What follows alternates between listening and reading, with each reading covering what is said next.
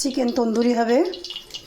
Micro oven আমি দেব আদা রসুন ধনেপাতা এটাকে পেস্ট করে নিয়েছি আর টক দই দিয়ে দিয়েছি।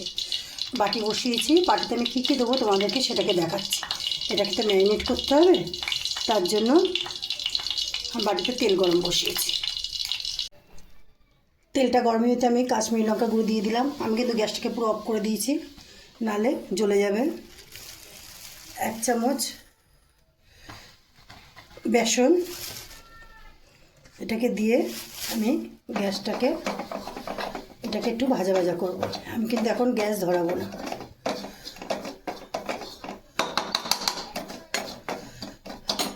আর একটু দরকার হয় কাশ্মীরি লঙ্কা গুঁড়ো দেবো। এটা হচ্ছে ম্যারিনেটটাই আসল, নাহলে তো ওটিজিতে দিলেই পুড়ে যাচ্ছে, বা যে পারো তোমরা গ্যাসেও পুড়িয়ে নিতে পারো, কোনো সমস্যা নেই। গ্যাসটাকে ধরিয়ে নিলাম। আমি পাশে একটা ওভেনে সর্ষের তেল গরম করেছিলাম, এটাকে আবার দিয়ে দিলাম। তার মধ্যে একটু চিনিও দিয়ে দিয়েছি আমি। এবার এটাকে আমি ঘাটবো যতক্ষণ না চিনিটা ক্যারামেল হয়, তারপরে আমি এই মাংসের মধ্যে দিয়ে দেবো। তাহলে আমি চিকেনটার মধ্যে কী কী দিলাম: আদা রসুন ধনেপাতা টক দই, হ্যাঁ পেঁয়াজ দেবো না কিন্তু। এবারে যেটা আমি গরম করে রেখেছিলাম বেসন দিয়ে কাশ্মীরি লঙ্কা গুঁড়ো দিয়ে একটু চিনি দিয়ে এটাকে আমি দিয়ে দিলাম।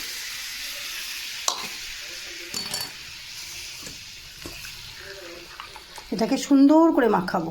আর একটা জিনিস দেবো, যেটা হচ্ছে লেবু।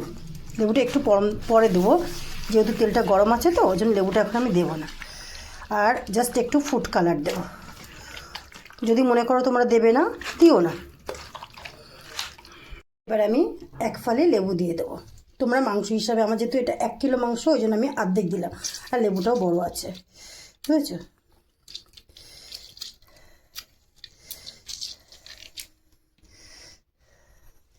এটা অন্তত 2 ঘন্টা পারলে তোমরা রেখে দিতে পারো, বা আগের দিনকেও তোমরা ম্যারিনেট করে ফ্রিজের মধ্যে রেখে দিতে পারো। আর পরে আমি এতে একটু মিঠা আতর 1 ফোঁটা দিয়ে দেবো, ব্যাস। সাধারণ ঘরে যে মশলা থাকবে সেই মশলা দিয়েই কিন্তু তন্দুরি হয়ে যায়, কোনো সমস্যা নেই, খেতে খুবই টেস্ট লাগবে। লেবুটা দেওয়াতে যা গন্ধ বেরিয়েছে না, ব্যাস এইভাবে থাক।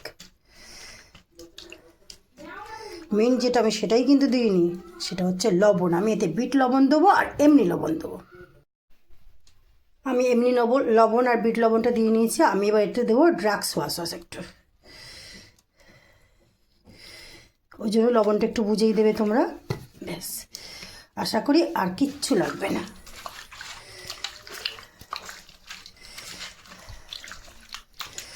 এবার আমি নর্মাল ফ্রিজে রেখে দেবো।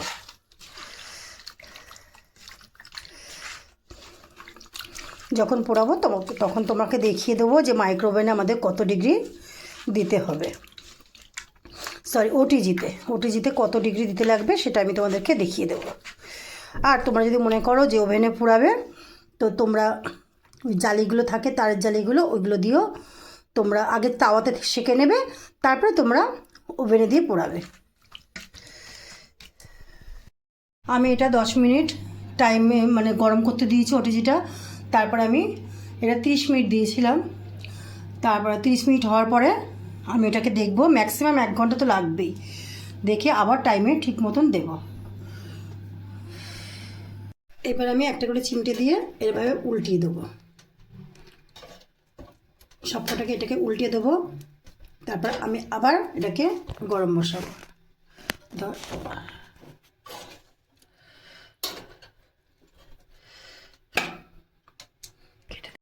এবার আমি কিছুটা বাটার আর ঘি আর যে মশলাটা এক্সট্রা ছিল সেটাকে আমি একটু গরম করে করে নিয়েছি।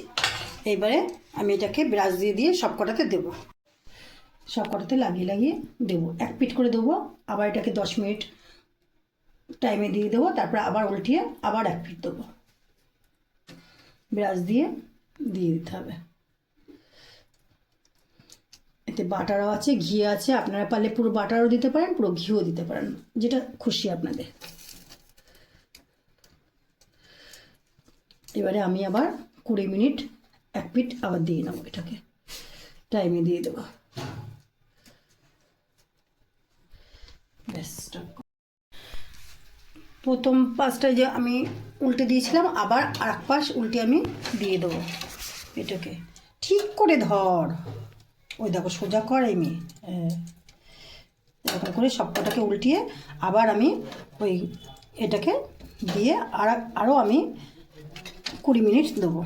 ব্যাস, এটা হচ্ছে দ্বিতীয় স্টেট। আর উল্টে দিলাম যেটা, সেটা এপারটা আবার ওই মশলার মাখা আর কি দিয়েছিলাম, ঘি আর বাটার আবার মাখিয়ে দেবো।